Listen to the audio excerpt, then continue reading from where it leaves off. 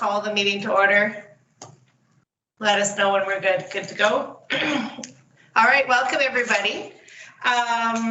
We've got Jennifer joining us to be our admin today and keep notes of the meeting, so we will try to be kind to her and help with names and who said what. Not that we would ever be mean. So we'll go ahead on in. We've got the agenda that's been sent out. Does anyone have any additions to the agenda?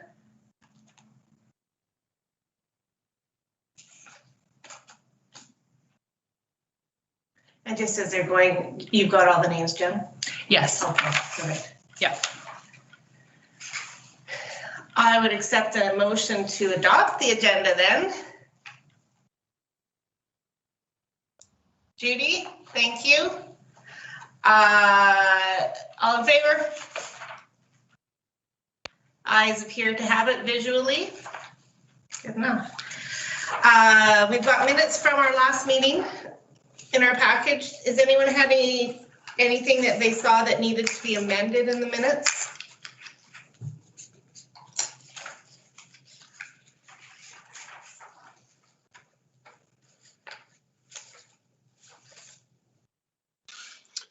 I can move the adoption of the minutes as presented, Chair Gish.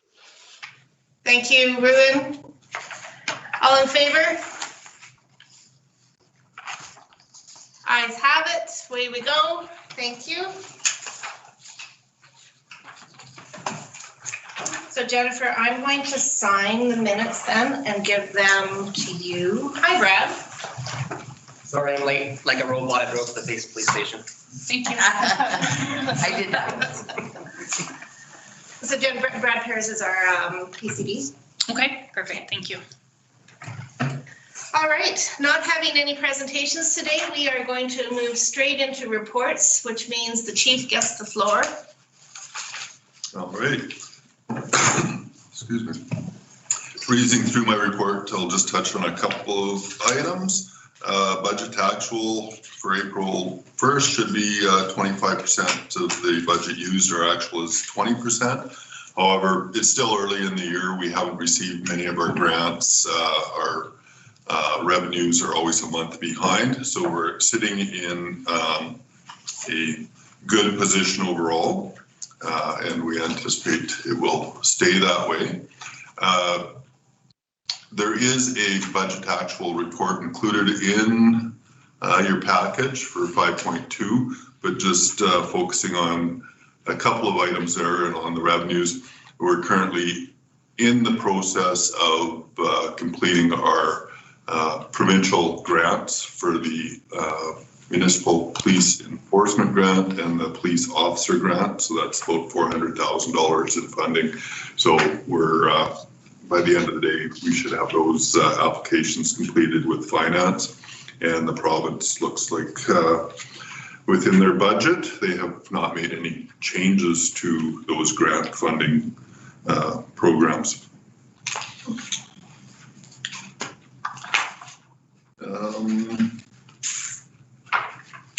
Moving down, all the way down to our facility, our call recorder for 911 calls and radio communications failed and needed replacement. Actually, at the end of the day, we were able to get it repaired. That piece of equipment is back to us this week. I'm not sure of the cost at this time. The cost to replace it would have been about $34,000 in funds that we hadn't had budgeted, but working with IT and finding some other solutions, we're able to fire up a backup system for that, and hopefully we'll have our regular recording device back in service here shortly. And then another piece to this, I will speak to further in on the agenda. And I can't find the item number right now, but we'll get back to it. In the area of human resources, I'll give a bit of an update in camera on various statuses of members that have been off on various leaves, but we did swear in a new member, Aileen Austin, as of April 6th. And that was to fill in our alert vacancy. I've forgotten which vacancies we're filling, and so we still currently have one position open caused by a resignation that was effective April 9th. And so we will be working to fill that vacancy. And then I just wanted to touch on the SRO position. We did open that position up, and I reported to the commission previously that the SRO position, we were going to try and fill that moving into the September school season. We didn't actually get any applications for that position, so we will be identifying somebody internally. We've had conversations with Wolf Creek School Division as to, we made a commitment a few years back that we would involve some of the principals and admin staff from Wolf Creek in the selection process for that position. But since we don't have a pile of applicants and we're going to be naming somebody, we're just going to have a Q&A session, invite administrative staff from the school division in to meet the person we've selected and have an opportunity to meet and greet. And we'll make arrangements for that in the next few weeks. So Sonia will probably be asking you to partake in that. So we'll get back to you on when that meeting will happen. COVID-19 updates, it's very active in the province, as everybody's aware, so we're just maintaining our internal plans. The one thing I referenced my experience with the vaccine because of age, bittersweet. I was happy to get the vaccine, but not because I was old enough to get it. Through my experience, what I did realize is when we move to vaccinations, especially like flu vaccines, we try and coordinate that so we can get as many of our staff vaccinated in a short period of time. However, if others have an experience like mine, that would probably create some staffing shortages.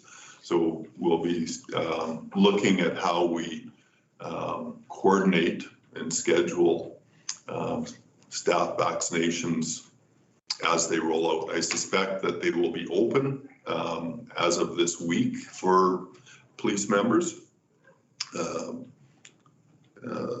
So within the next 2 weeks, we'll encourage, it won't be mandatory, but we will be encouraging as many of our staff to get that vaccination as possible, but we will have to ensure that we don't have a number of people going down with side effects for a few days that affect our resources.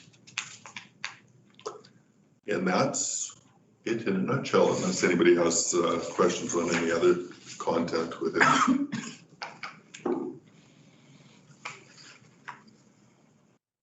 Chair?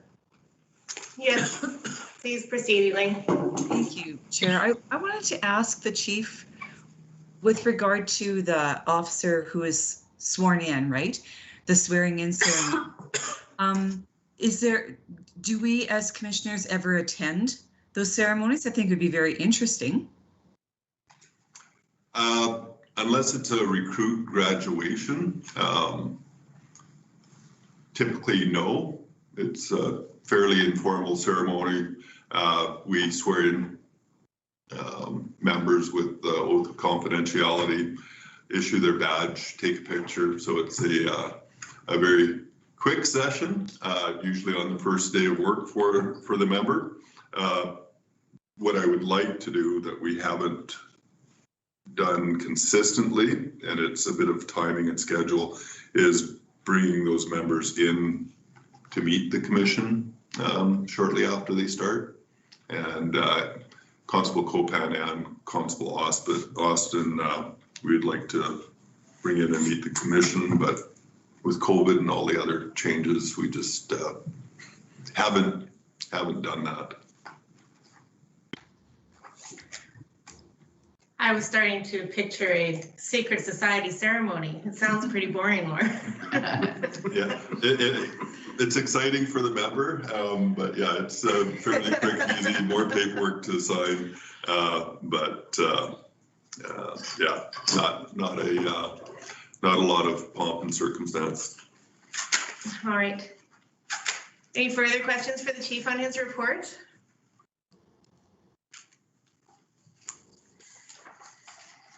SRO report is next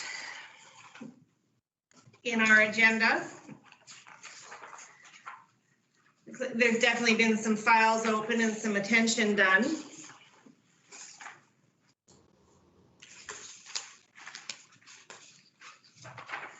There was just a note from Constable Galenzi that he's definitely seen the negative effects of drawn out health measures. Just a lot of his violence assessment threats seemed to be sourced out of mental health and frustration.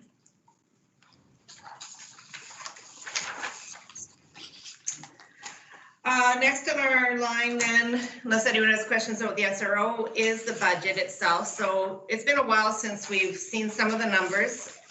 If you haven't already taken a look, I'll give you a bit of time just to take a look and see if there's any questions that arise. So as the chief has indicated, he feels that we're on track just in terms for the time of year that we're in.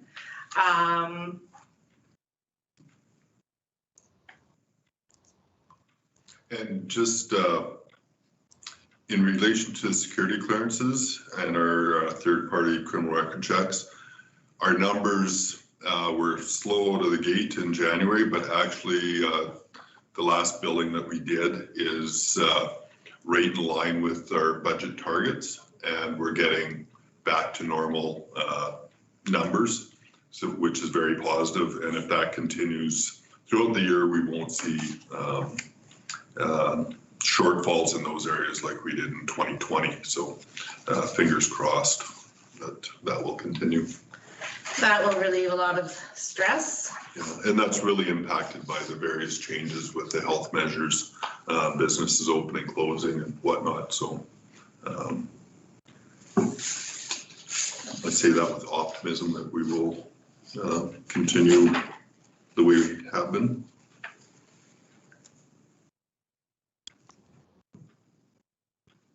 Any other things of note?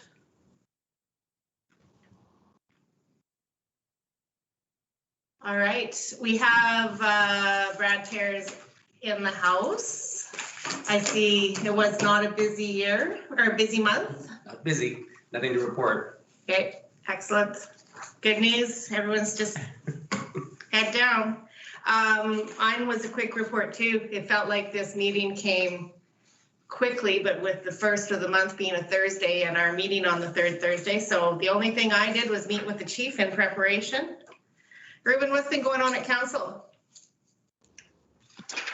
Yeah, my report is there. Sorry. Nothing too crazy right now. We're just, yeah, just plugging away. You guys are up for budget adjustments and things like that this week? We're heading into spring adjustments and the spring adjustment, the spring assessment as well coming in. So, yeah, I don't think it's quite this month. It'll be next month. I think we're starting to look at that. But, yeah. So, but nothing. We haven't discussed anything like that to that effect just yet. I apologize, Judy. I missed you. That's okay, no problem. Just an update that I met with Cameron, and he now has his attire. So he's got his golf shirt and jacket with Lacombe Police Commission logos. And I had Ross sent me an excellent email, which I had have very much appreciated. It was a contact list of people that I could contact with regards to commission training. And I sent correspondence to 5 different organizations, commissions, I mean, sorry. And I had an excellent response. I got a call back from Sandy from Medicine Hat, and she told me that their training pretty well was AAPD, and asked if there was anything that I had in addition that she would appreciate as well. And then I also got an excellent response last night, actually, from Victoria at AAPG. It's a lengthy email with a great amount of information, and so I will forward it on to all the commissioners. She did mention that they would be having a training at the beginning of the AAPG. She said that they were going to have, just have to find this, sorry, it's hard to have two different, a conference on Friday the 23rd. In the morning, we provide the new commission member orientation. So that is part of the AAPG, and that would be in the morning as well. So that will be offered, she said, to new commission members. Judy, I wonder if they could consider recording that for anyone who can't attend off of our commission. I mean, that's what we're finding out with these virtual conferences is if we record sessions, they can be watched later by people. So I will definitely include that back in my communication back to Victoria, Sonia. So thank you for the comment. I'll ask her if there's any way that we can, because I do know that I think Elaine and Cameron were the two that were going to be at the APG, but Brad wasn't. So yeah. Excellent. Oh, and she did say, actually, just a quick note, she did say the Solicitor General online module is really good. And she said the portion that's been offline for the past year, we're told that it will be back online this summer. The module covers all the bases and includes some great scenarios and is compressed of several sections that can be taken within the member when they have free time. If you're interested, contact Karen. Sorry, I'm laughing. But, Well, that's good news that they'll put it back online then. Yeah, she just basically was saying to me that the Solicitor General's office is supposed to be providing the training, but with changes in government, the system has stalled out a bit. I know the provincial PCD is willing to talk through some training, but I have heard reaching the office can sometimes be difficult. Does this help? So that was very good. I really appreciated her email, and that was probably the best information I could have received. Okay. Well, thanks for reaching out and getting all that legwork done, Judy. Yeah. So we'll just kind of keep an eye on what we see this Friday, and keep our ears open for this old gen stuff to come back online. Sounds good. Thank you. Any other thoughts or comments arising from reports?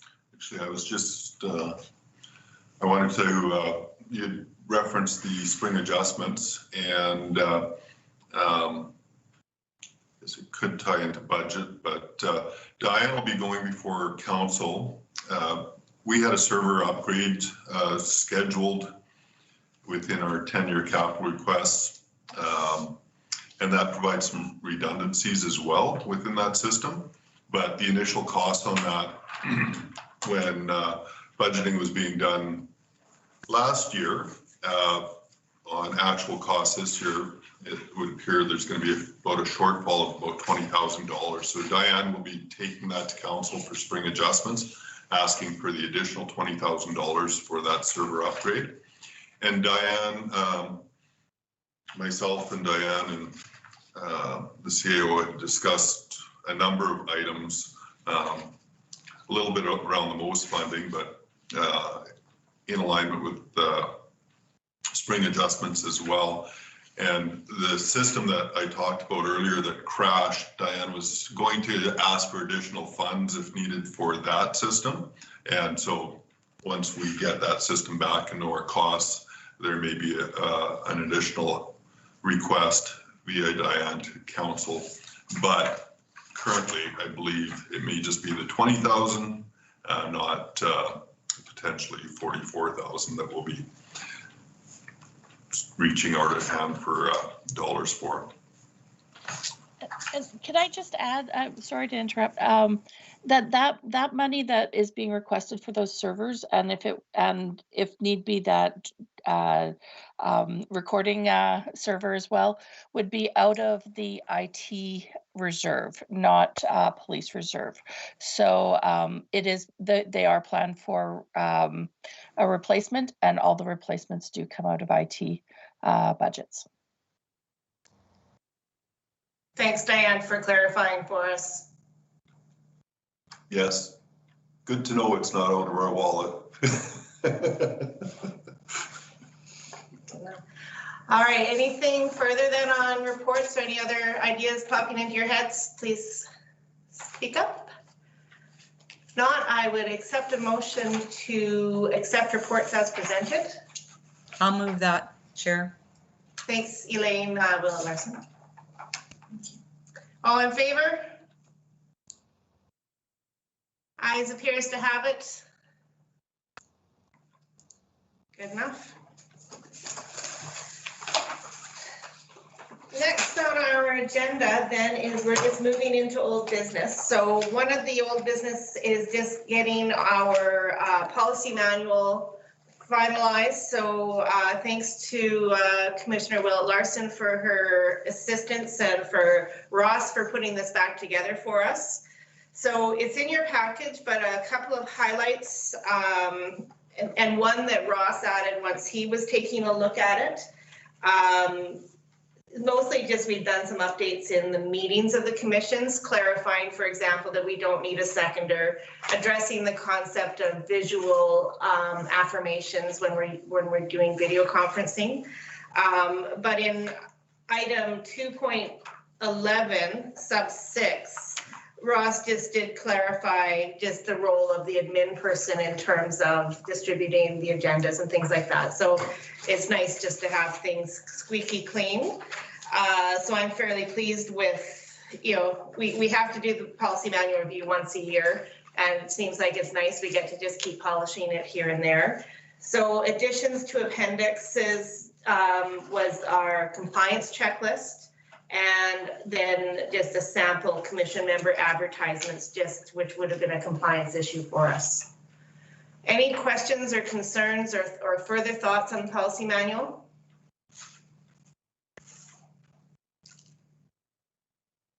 Elaine, did you have anything you wanted to add just on things you found? No, I think we thoroughly discussed it last meeting. Thanks, Chair. Okay. If there is nothing further, then I would be pleased to accept a motion to accept the policy manual as amended. Sonia? All in favor? I'll make the motion. Visually, I see it. It's all was unanimous. Thank you. All right, moving forward, item 6.2 was old business, so commission member internal training. So Judy, thank you for that in your vice chair report. I think we've addressed it. Unless there's any other thoughts towards commission training, we'll just keep plugging away at it and see what arises here at the APG and see if there's anything more we can, any ideas that we glean from that meeting. Would it be timely now, Chair, to ask about the AAPG and if we are going to be able to have a spot at the police station for those of us that are attending to gather? Would we have too many, too few of us? Would we be able to gather together to enjoy that conference together? I think that would be a great idea, and thank you. It is timely because we didn't address it. So I think we did have that room, the community room, booked for the 23rd. Do you think, Chief? Yes. We'll make sure. Yep. Okay, and then what I was going to just take care of is just sorting out a lunch venue. I keep having to remind myself of who is attending though. So Sonia, you'll be able to be there in person? Yes, I've booked us up for the day and plan to give it my full attention and not try and multitask. It's the good and bad thing about our webinars now. I can be typing on one computer and pretending to listen on another. I have realized that multitasking actually can't happen. No, not Because when you you're trying to missed listen. something. Yeah, so no, I'll be there in person. Okay, Sonia, Cam, are you able to attend in person? I'm gonna check. I know work's starting to get really busy here, so seating's coming along quite quickly, so I may be virtual, but I'll. Even if you can try to be there for that initial training seminar, if you Okay. have to bow out, that would be totally fine. Okay, well, let's plan for that then for sure. And then Elaine, I'll you'll be, hear how the phone goes, so. okay. Elaine, you'll be there? No, I'll be in quarantine, Corey. Okay, so will we be able to have you attend virtually? Yes. Do you know how I need to make arrangements for that, or is No that? idea, we'll figure it out. I'll double check the invite that we get. I suspect Ross has already got us organized, but we'll check in. Jennifer and I maybe will touch base on that. Yeah, the magic things that Ross does. Yes. That we need to figure out. Okay, so that's 3, and then you'll be there as well. Edie? And I'll be there, yeah. And Judy? Yeah. 1, 2, 3, 4, 5 lunches. Elaine gets to eat her toast at home. What time do you start? Can I not order takeaway? Yeah, just get it delivered. You figure that out. You do your thing. All right.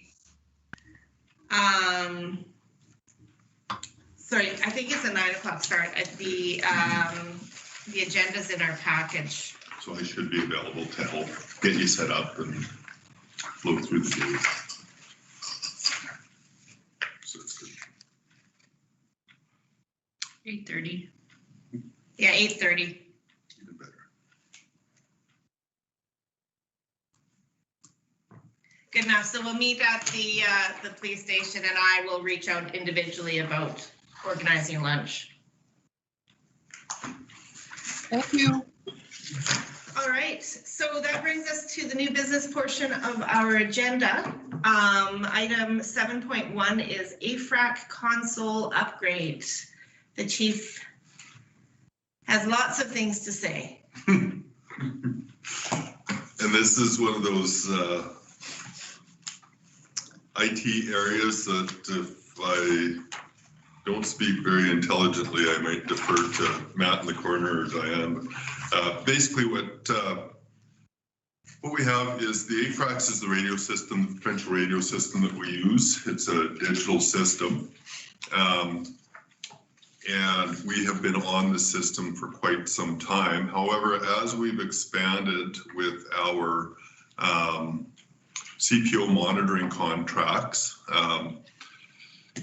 we're expanding in geographical areas. So with AFRAX, we have to operate within our operational range, which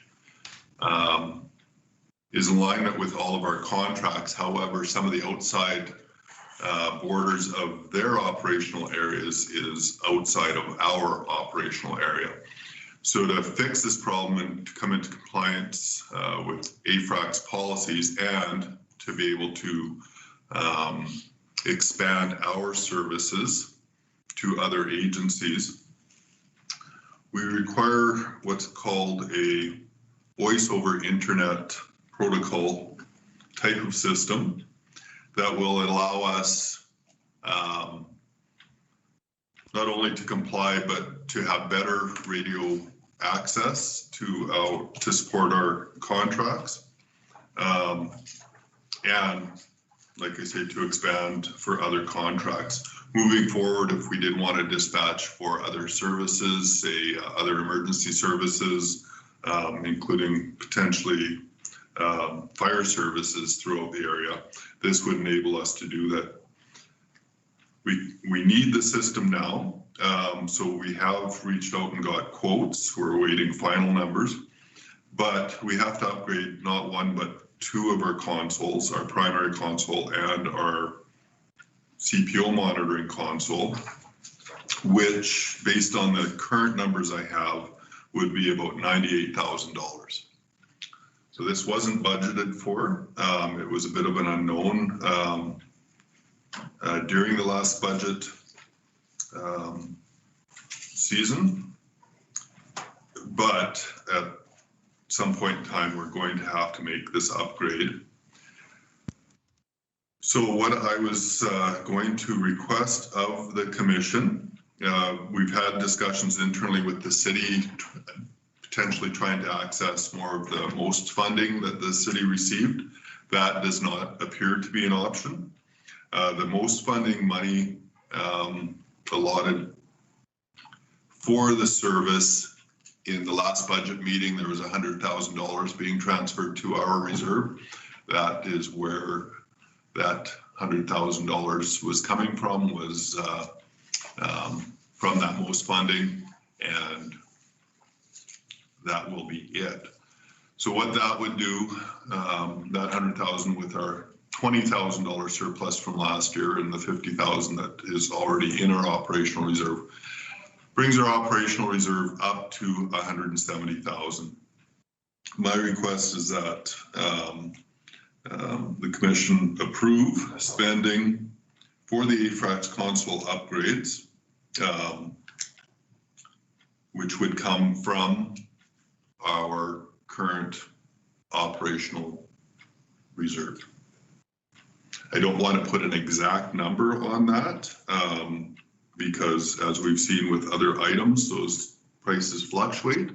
But I would hope that, and in my negotiations, I'm hoping that the number comes below the 98,000, but until that's confirmed, I would not want authorization for a specific number. One of the questions that I anticipate arising is the impact on our reserves. Yes, that would put us, or leave our reserve balance at $70,000.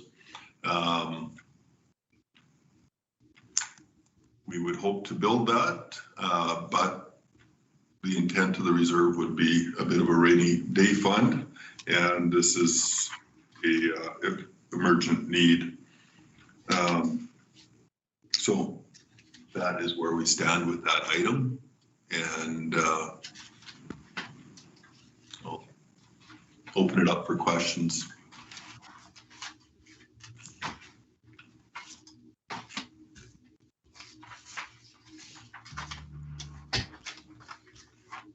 So a big expense, but something that I guess one of the reasons we plan an operating reserve so that we can be in a position to actually take care of these items that are emergent.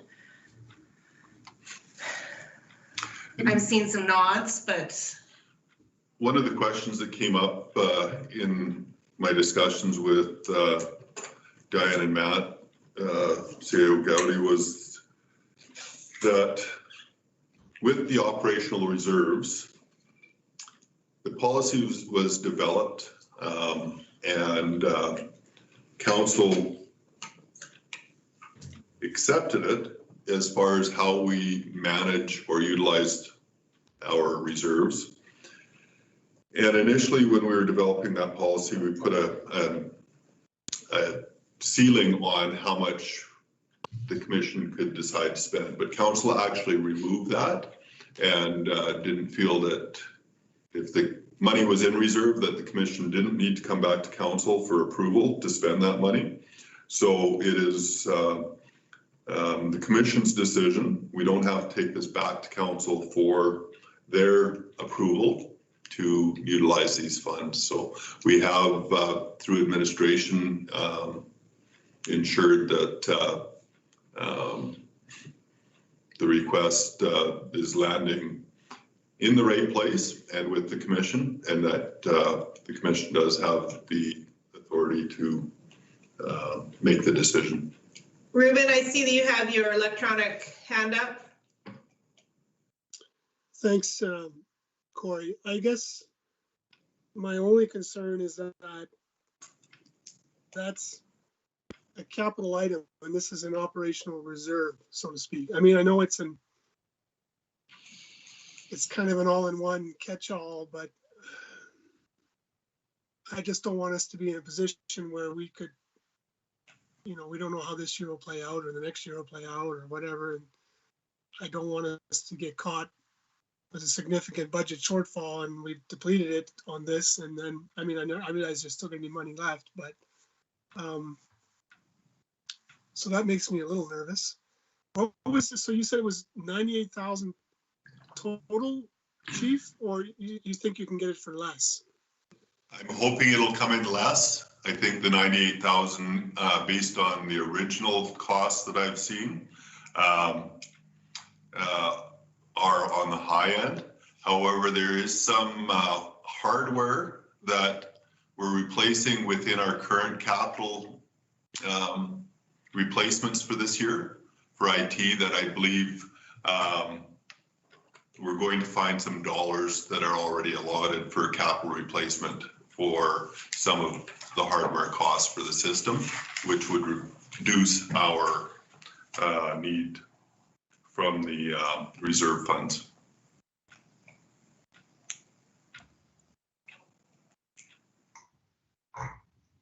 Chief, I got a quick question for you. Do you have any idea how long of a ROI we're going to see? Like when can we expect through upgrading this defrag system with the CPU monitoring? How quickly do you think we'll see that money come back into the city and to service? Well, we're already receiving revenue. So currently we have coming into the start of this year, we had 4 contracts. We're at 7 contracts now. We have potentially, we've had to actually turn away 2 contracts for municipalities outside of our operational range already, and I've deferred those to Tabor Police Service to provide that service because we weren't in a position to do that. So we've actually lost probably about $40,000 in revenue by not having this equipment in place. So as we expand over the years, and like I say, if in the future we moved into providing the service for fire dispatch, we would have to have the equipment in place. The revenues in that realm could be in the hundreds of thousands of dollars. But to maintain our current contracts effectively, just by making the switch in 2021, it may not have, we budgeted about $70,000 in revenues for those contracts for this year. Whether or not we will experience higher than anticipated revenues, there's one contract out there that could potentially bring in another $20,000. So this year, I don't think we're going to offset by additional revenues, but into 2022, we probably would. As far as budget concerns, as we're currently trending and with some of our HR issues and our projections on revenues coming in, I'm optimistic that in 2021, we will have a similar experience to 2020, that we may have a slight surplus again and not be in a deficit position where we're going to be reliant on offsetting those with our operational reserves as well. So for this year, it would be basically a unbudgeted expense with potentially zero return. Thanks. If we're hearing right now, without it, we can't increase our capacity. We can't increase our capacity, and we have some shortfalls in how we service our current contracts as well. So it would put us at risk of losing some of our current contracts as well.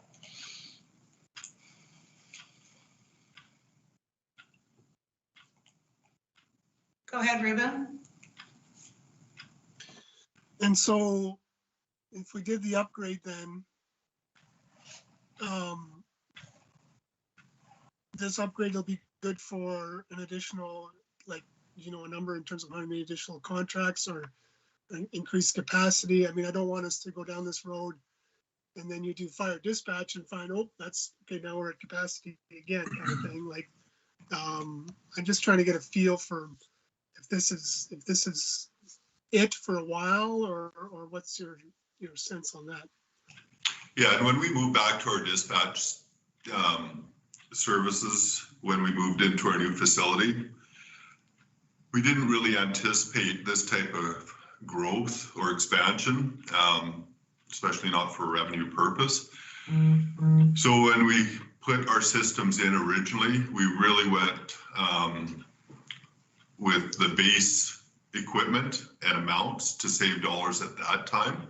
It probably would have been better to spend the money up front, but it is what it is. And now, as we do expand and grow, this system will allow us, there won't be any geographical boundaries. We could dispatch for somebody in another country if we needed to, because it's internet based, it's IP based, that we really have no boundaries when it comes to that service provided, so we can reach the four corners of the province. There's a lot of changes happening within the community peace officer world, and as the province looks at other policing models, there's definitely potential for us to take on numerous other agencies, and we field calls regularly, and we've just been holding a number of conversations in abeyance, but I do feel fairly confidently that with these upgrades, we will be providing services to more agencies as we move forward. I wonder if that addresses it, Ruben, like, because you were kind of thinking, okay, so we open this door and then we'll travel down a tunnel or a path, and then what's the next door we're going to need to open? Is that more what your question was? Well, yeah, just like I say, I don't want to, I understand, and it's all good reasons why we want to upgrade and so forth, but you don't want to upgrade and then find, oh, that wasn't the upgrade we needed, we actually should have done this. And then we, so long as if we're doing the upgrade and then we can meet, you know, the increased interest in the CPO contracts and fire dispatch, if possible, if we can handle all that, then terrific. I had a couple of the quick follow-ups. So if we go to this, how quickly would this equipment arrive? Would it be something that would take a year? And secondly, do you then need to increase personnel, or can one person, or however many, man it now, but do you anticipate having to increase staff as well as we take on more of these contracts? So, and on your first point, I would suspect that the equipment, I would hope, would be within months, not moving into next year, that by mid-year that we would have this equipment in place. However, many of our purchases have been delayed because of COVID for a variety of reasons. So there is potential it may not happen until farther into the year. But I would like to move forward with this as soon as possible to get the equipment ordered, installed, and operational within the next couple of months, or in as short turnaround as possible.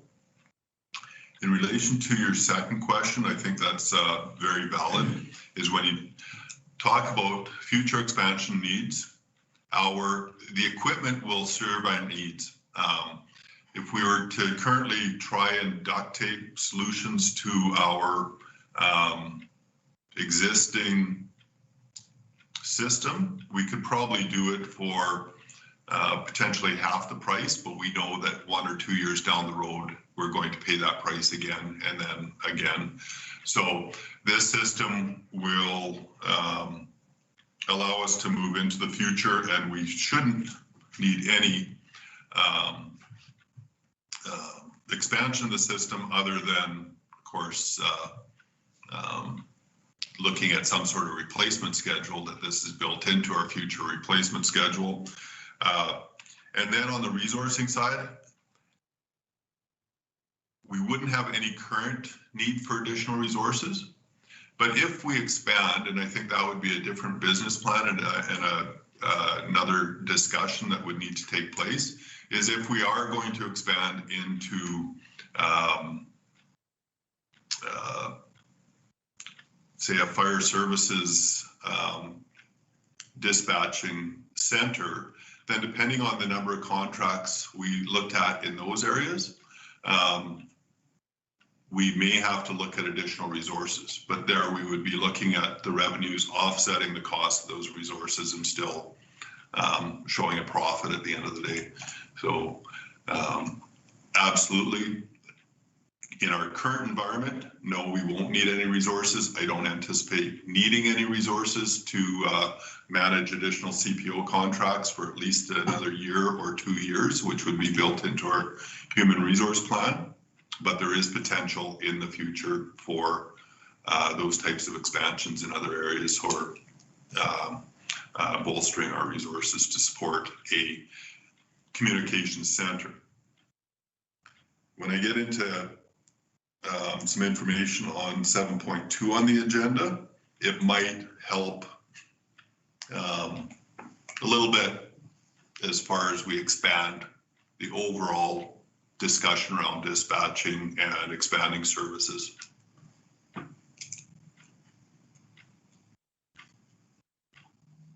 Elaine, Yes? you're open. Did you have questions? No? Okay. And just one other point on this, just as an awareness piece, when we talk about additional equipment, we do know that, and we have known, it's part of a current capital request for 2023, I believe, is the NG 911 system, which isn't part of this radio equipment, but it's part of that whole dispatch system. We know that we have to move to an NG 911 system and make those upgrades to receive 911 calls. Everyone in the province, actually in the country, has to do those upgrades. And we've made a capital request, future capital request for those funds. But I'm sure by the time we get to that point, there will be additional, or that capital request will change. We'll try and do that in advance of that budget year that's needed. But when you talk about these 911 systems, there are various requirements and other costs that may arise to bring us in compliance.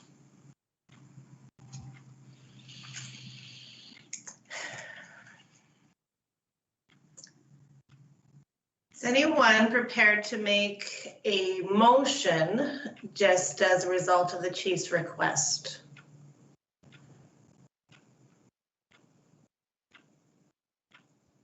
I would make one. And so your motion would be to support the request to purchase the AFRAC equipment from our operating reserve? Yes. I'll second.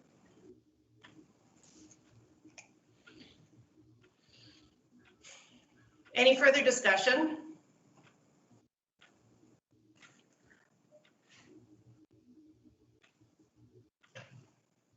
All in favor?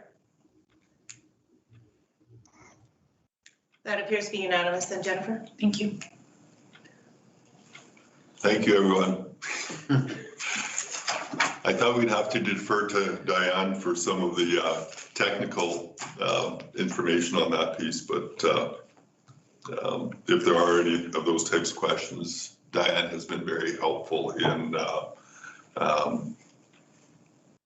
holding my hand through this entire process. Technology. Yes. Chair. Edith? Brad doesn't vote. No. Oh, Edith made the move? Yes. Yeah, yes. Thank you. Sorry, I'm. No, yeah. Thanks, Jennifer. Thank you. Just want to make sure I put the right name in there. So 7.2. Do you need a glass of water? No, I'm good. Oh, good. So 7.2, I gave you the bad news first. Now I'm going to come to you with a little bit of good news. When I talk about the whole dispatching realm and NG911 I referenced, which it's hard to wrap your head around these systems. But good news is we are actually recognized as a secondary PSAT, which is a public safety answering center within the province. So we don't receive the original 911 call, but we take the calls from that center, and all of the data connected to that call is transferred to us. So all the systems are in place to receive that data. We know where the call is coming from.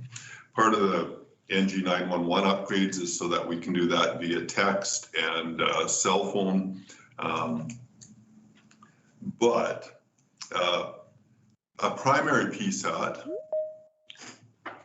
for a number of years has been eligible to receive annual grant funding like we do for our policing grants currently.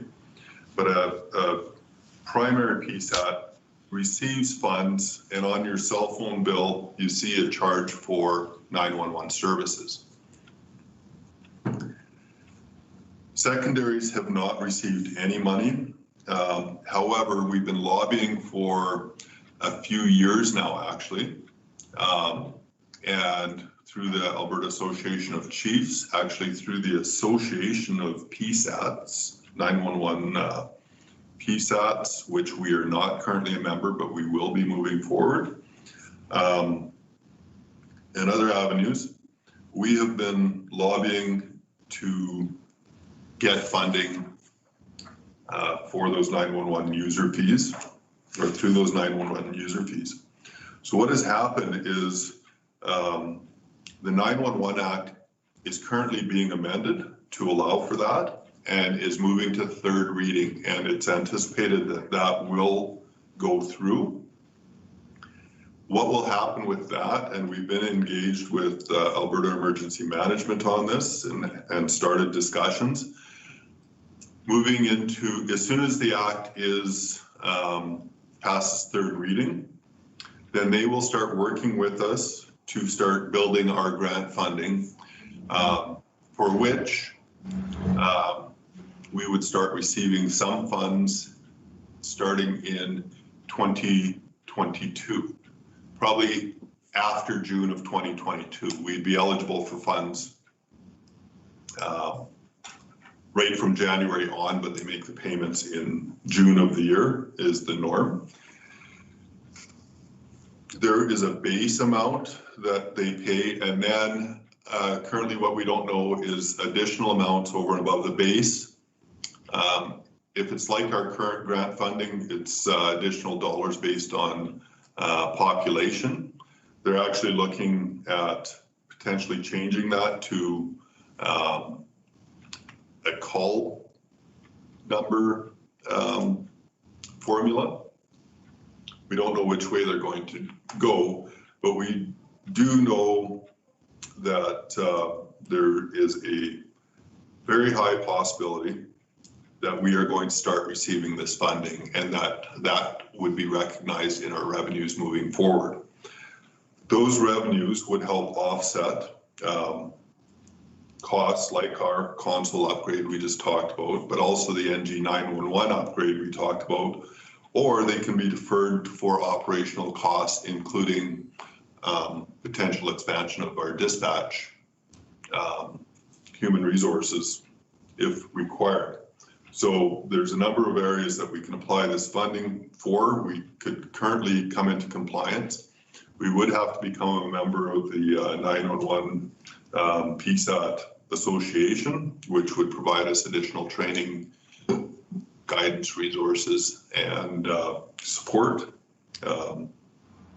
There is some audit requirements. And part of the requirements for that actually tie into some of our server upgrade and redundancy items that we've been talking about. So all of these items we're discussing would bring us into compliance and ensure we maintain compliance to receive funding. This is an annual grant funding program, just like our police officer grants are. But this funding has been in place for decades for primary PSATs. And if they're changing the act, they believe that this will be sustained fund. Well, I'll guarantee for 5 years, but all indications are is that this type of grant, because it's coming from user fees collected through your phone bill, would be sustained for a number of years to come. So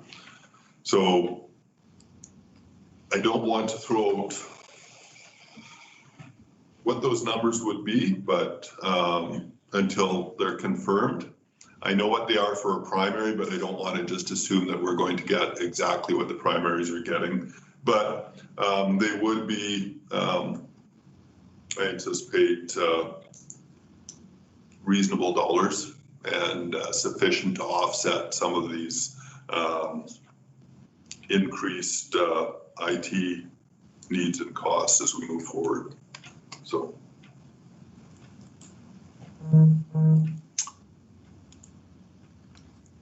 So what's not clear to me is, would we receive that grant anyways, or are we positioning ourselves more towards getting more? We will only receive the grant if we're in compliance with all the requirements. And Diane sat in on a meeting with us with AMA as they described the program and what we would need to do.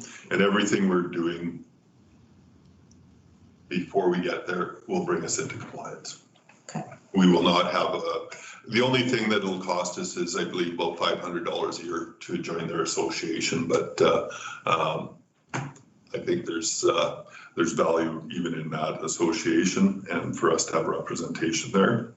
But if we don't do some of these things we've been talking about, especially the redundancies on the server upgrade, the AFRAX radio console, definitely we would be in compliance for years to come. And some of our other backup systems that are already budgeted for and in capital requests will ensure that we are compliant and that we would be eligible for the funding.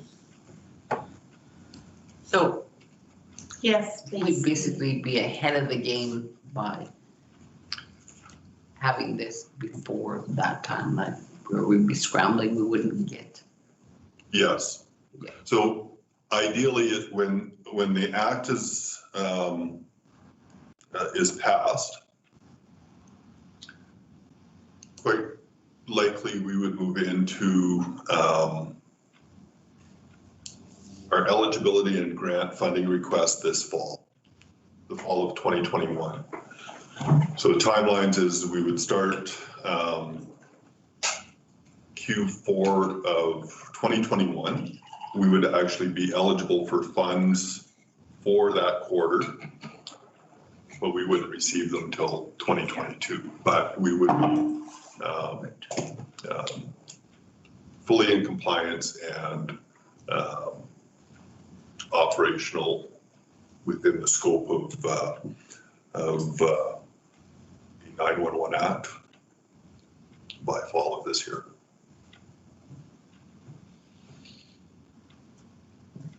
Any further questions for the chief on this item?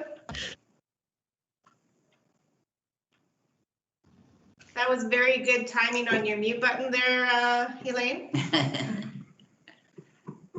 Diane, did you have anything that to add to this? I know for myself, it's hard to wrap my head around all this stuff. And it gets a little complex and some of the stuff has happened fairly quickly or fairly slowly and then quite quickly. But I actually brought up that presentation that we sat through there as you were just speaking on this, just to refresh myself on some of it. And when you were speaking about the technology and bringing ourselves up into the sort of the forefront of things there, they do come out and do a site visit to ensure that we are compliant with what their standards are. And one of their standards is to ensure that we have some redundancies and backups with our phone systems as well as our server systems. So everything that we're moving forward to in terms of our upgrades that we're planning actually plays in hand with what we're doing already. So it is all sort of merging together with being a streamlined server and technology-based organization. So I think we're really right in the pocket here when it comes to being ready to be able to meet their standards. And when we talk about our dispatch center, we brought that back. We were paying for the RCMP to provide that service. We brought it back because of a community want and need.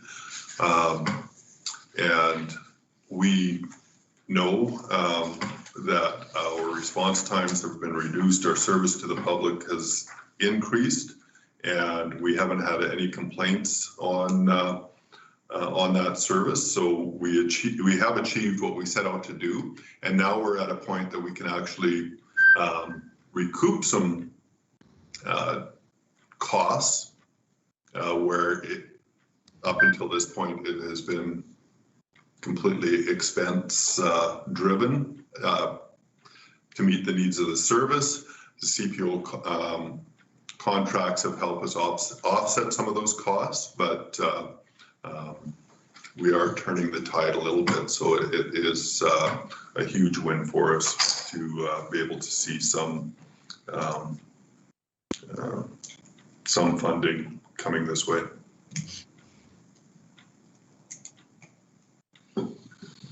Well, thank you, Chief, for being on top of all these things. It's sometimes a little overwhelming to understand how you do keep on top of all of these things, but I very much appreciate it. I'm sure the rest of the commission does as well.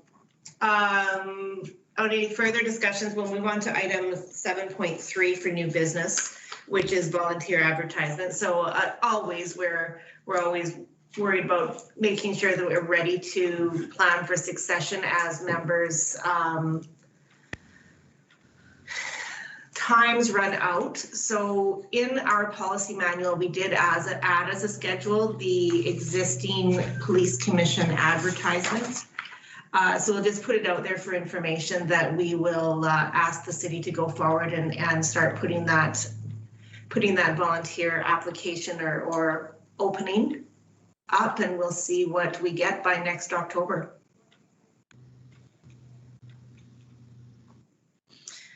Moving on then for information, there is the AGM, the AAPG conference and newsletter in for information, and I just thought I'd follow up for our conversation just as I'm plugging away on this. At 7:30 in the morning, there is the annual general meeting of the AAPG, so as the chair, I'm the voting delegate for that, so I'll attend that. But in the package that was sent by Victoria Chester, and I'll send it out again, there are two motions that they're going to put forth for resolution. One is being sent by Calgary that has to do with some clarification of the definition of mental health. And I can tell you, I don't understand the nuances of what they're up to. And Chief, it was probably hidden in a bunch of documents here. The other thing was a resolution from the Edmonton Police Commission asking the AAPG to pass a resolution that basically says to the government, don't increase our policing mandate without making an equivalent increase in social services and the cost of community mental health. So when these resolutions are prepared by the AAPG, then they're using those to reflect the information of its members when they're dealing with other government bodies. So between the two of them, I'm not finding any of them being particularly controversial or something that we wouldn't support, but I think it's really meant to try to send our messages out to the other government bodies and the other organizations. So I will send them out again to you, and if anyone has any concerns or wants to discuss them, let me know. Otherwise, I plan to exercise my vote on behalf of the commission to support the motions. The other thing that was in that email was some information that on April 19th, that the executive director will send out the link to the meeting. So I'll just kind of keep an eye on this as well and make sure to spread it out for everybody.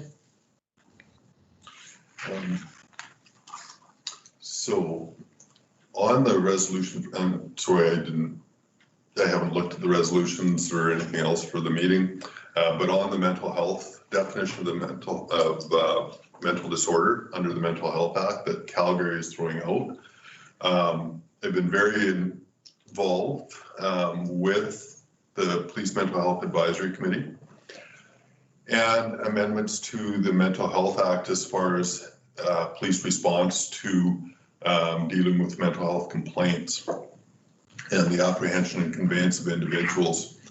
And Calgary has concerns over the wording and definition, and what they're going to be looking at, I believe, is lobbying to have the Mental Health Act opened again, or at least changes within the regulations to change that definition as far as mental disorder. I have it here if you want me to. Without getting, I guess, into it too far, is that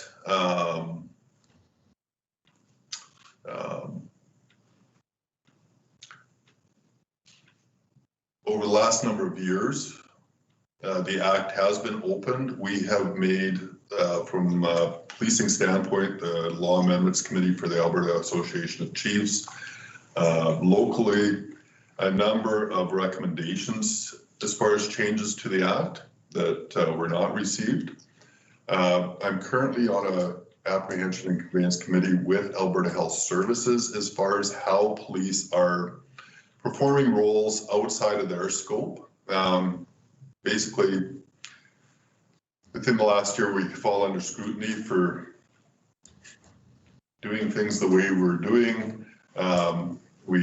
How we respond to mental health calls where other agencies should be doing that work, which we're not in disagreement, but currently if we don't do it, nobody else is. So some of these changes will just be to hopefully get a definition changed. There's a number of other layers to this, but overall, from my perspective, for the commission's information moving forward, that I would definitely support what Calgary is asking for. But there's a number of other things to come in this realm as well. So yeah, there is some significance, and especially when we look at the defunding of police, various authorities we have, and obviously you've seen in the media where police have responded to mental health complaints, and there have been violent interactions, and we come under scrutiny. That's really where this lies for Calgary, is this new definition basically says if a person has some pre-existing condition that we can't apprehend or use the powers under the Act in those situations, and it really opens the door for how would our police members know if somebody has a pre-existing condition. Without issuing crystal balls, it really sets us up for failure moving forward. Thanks, Chief. All All right, so without more, our next item is in camera, and what I thought I will propose for your approval is that we just take a 5-minute comfort break. Moving camera allows our technicians just to shut down our YouTube and everyone to get reorganized. If that works for everyone. So when I return, we'll accept the motion to go in camera, and then we'll carry on from there. I did want to clarify, Elaine, you popped out of the meeting. Were you at the vote on item 7.1 for AFRAC console upgrade? Yes, I was. It just all of a sudden, it's like the connection broke or something, right? Okay. And you, So everybody froze. I saw you come back in, and I was just worried that we'd had our record correct on that. Thanks, Elaine. All right, 5 minutes. Have a good day, everyone. Thank you. The 23rd? Yeah, I do. Okay, so you would need the room set up for 7:30. For 7:30. Okay. All right, thanks, Diane.